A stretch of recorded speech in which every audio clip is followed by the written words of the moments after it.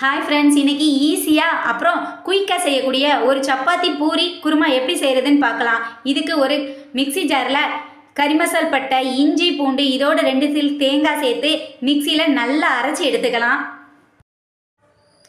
ஒரு சின்ன குக்கரில் எண்ணெய் காஞ்சதுக்கப்புறமா கடுகை போட்டு வெங்காயத்தை சின்ன சின்னதாக நறுக்கி நல்லா வதக்கி எடுத்துக்கணும். வெங்காயம் வதங்கினதுக்கப்புறமா ஒரு சின்ன தக்காளி, நல்ல பழுத்த தக்காளியை சேர்த்துக்கலாம்.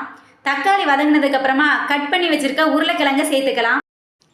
இதோட அரைச்சி வச்ச தேங்காயை சேர்த்து வீட்டில் இருக்க குழம்பு மசாலா 1 ஸ்பூனும் இதோட கறி மசாலா 1 ஸ்பூனும் சேர்த்து நல்லா மிக்ஸ் பண்ணி விட்டுக்கலாம்.